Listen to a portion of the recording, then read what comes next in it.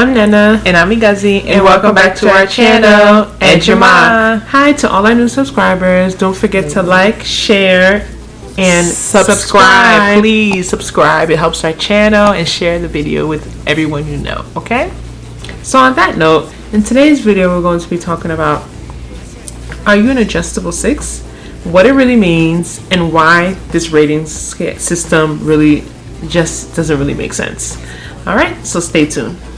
All right. So if you don't know, if you're living under a rock, social media sensation Kevin Samuels has a very interesting, popular, and comical rating scale, right? So he rates, in terms of women, he rates them from 1 to 10.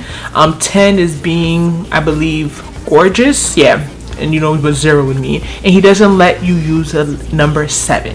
And that's one thing I would say I do like about his rating scale, is that 7 is such an ambiguous number, and it's a safe number, right? So when you tell people that Lori Harvey and Beyonce are an 8, Kelly Rowland is a 9, and Rihanna is a 10. I've never heard this. You're the one that's telling me this. That's his rating. All the people who watch him agree with me. That's how he rates them.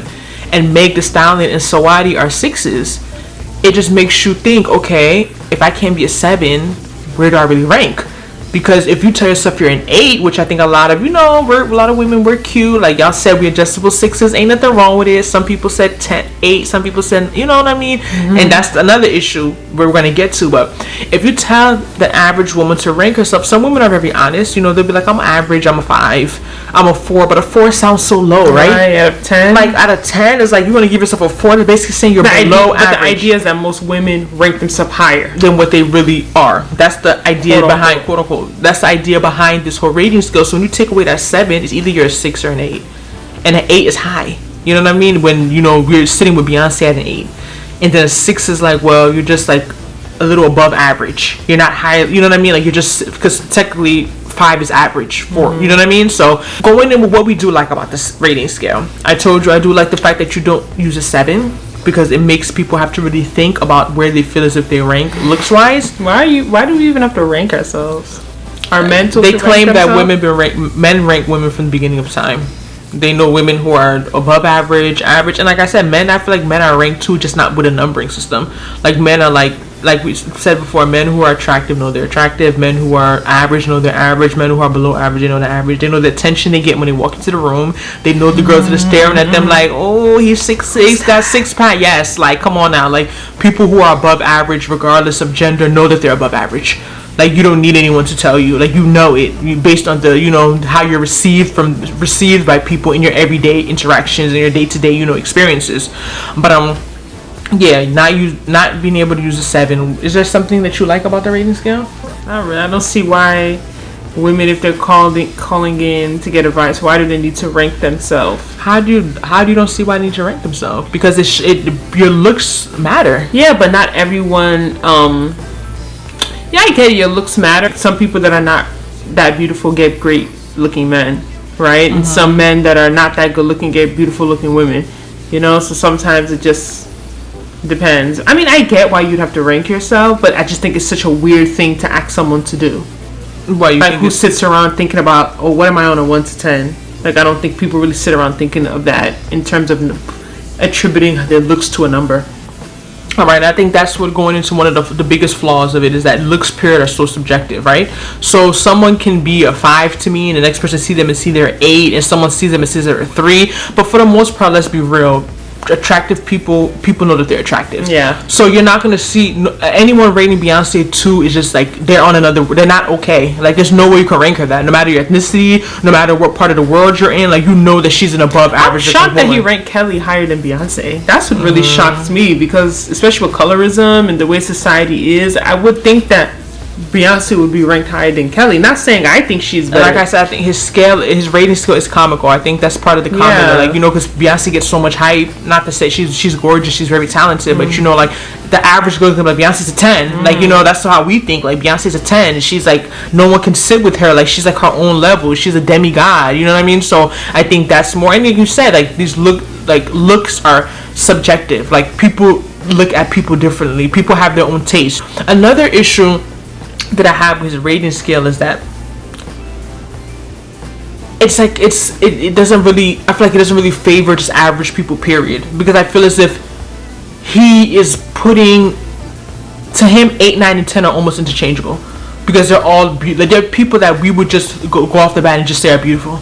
Like, we would even sit here be comparing, like, to me, Rihanna, Kelly, Beyonce, they're all 10s. Right. Like, they're all on that same level. Like, they're not, like, they're all above, like, they're all, like, very above average. So I feel like for his scale, is like, it's really between the 6 and the 8 where there's a big, that's, like, really the big turning point. Because once you're at 8 and above, you're just very attractive.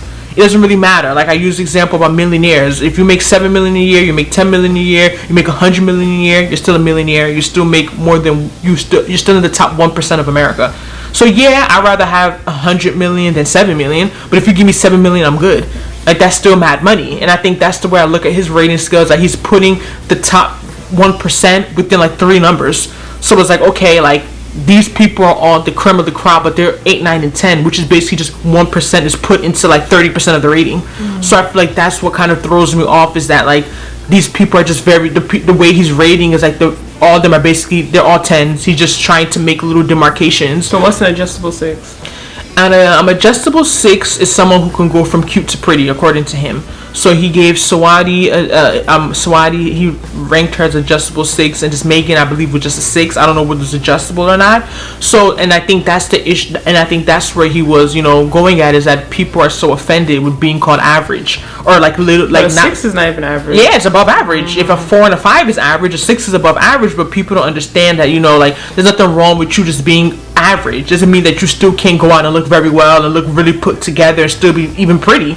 It's just that, I think it's more about the face. I don't know what he, like I said, I don't know if he's just basing his rating scale just on like body and face. Is it just face? Is it your overall? I think it's more of just face.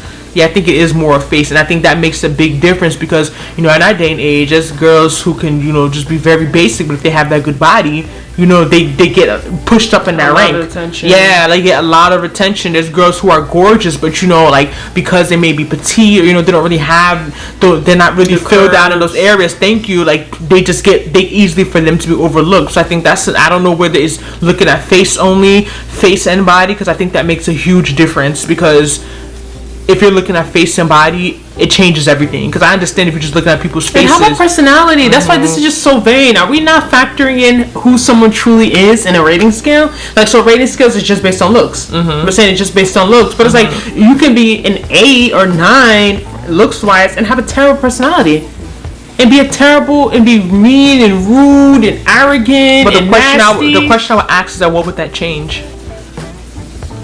Like, you're still being, because for you to be nasty and rude and have an attitude, someone has to even give you that opportunity to get to know you, right? Based on even your looks, basically what's getting you into the door. That's the point we're making. Is like, yeah, it's not everything. Everyone knows looks are overrated. Like, it's not that serious, but like, your looks are what getting you a foot into the door, right? So if you were even a above average person, people would even have the opportunity to know that you, quote unquote, have a nasty attitude. Like, it's still your looks that it's still giving you an advantage at the end of the day, is the point I think it's making. And I don't know whether, and I think part of his ranking, having women rank themselves, is to kind of see where they fall. Because, like you said, so their worth, that's what determines what they should want in a partner, based on how they rate. I'm not saying this determines what they deserve, but I think it's a part of it. Because, like, right now, if I'm a woman that says I'm a 4, and I want a guy who's a 9, like, does that really make sense? It doesn't mean you can't get it. You can. No one can. Nothing is impossible. But like, it kind of put, like, like you said, the same way guys will say they know the girls that are in their league.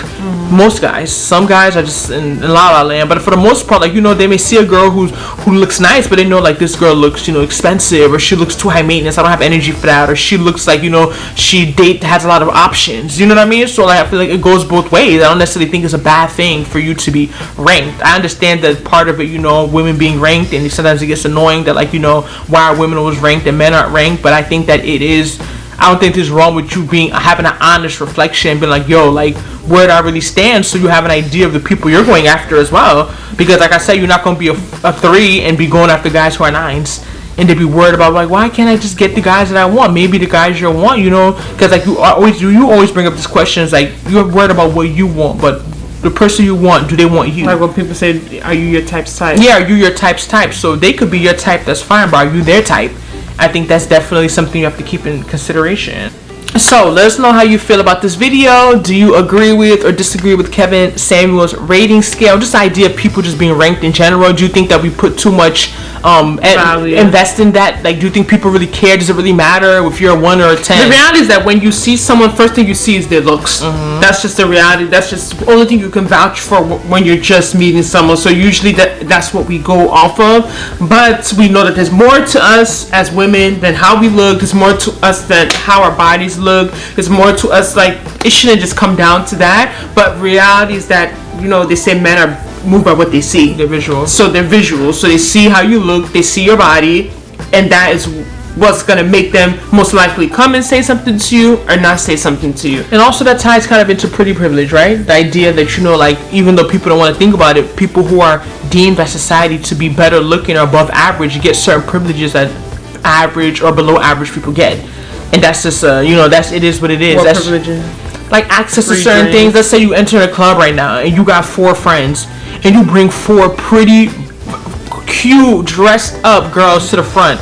You like to the bouncer, okay, I'm trying to get my girls in. You know they look at the girls, right? That's true. Have you been in a line where a girl's trying to come and her friends are looking like, they're looking a little suspect and they're like, nah, y'all gotta wait back there. You gotta do that. But you come with some girls and y'all looking right. Y'all pretty, you dressed well, you looking, they're like, good. They're like, okay, yeah, come, bring them. That happens. It's a reality. So you can't say that you can't say that pretty privilege isn't a real thing. Yeah, it's there. Like I said, it's not the end or beginning. But if I was to sit here and say that people who are pretty don't have certain privileges, I'd be a lie. Like, that's why. Look at models. Look at the industry. Are they bringing average people into the industry? That's already a number one prerequisite. You have to be above average. You have to be someone that's you're pleasing to the eye. Yeah, you can work on them. Or everyone always needs work. You know, like, not needs work, but in that industry, everyone gets work for the most part. Let's be real. Most people are not natural, but like, you still need something to build on. You could see something like, wow, this girl just cute. Like, she's just pretty. Like, you know what I mean? Like, you just know with just a little bit of work, you just get them up there to be very above average. So we'll be lying to say pretty privilege doesn't exist. But let us know how you feel about the topic. Don't forget to like, subscribe, and share. And we'll see you in our next video. Bye.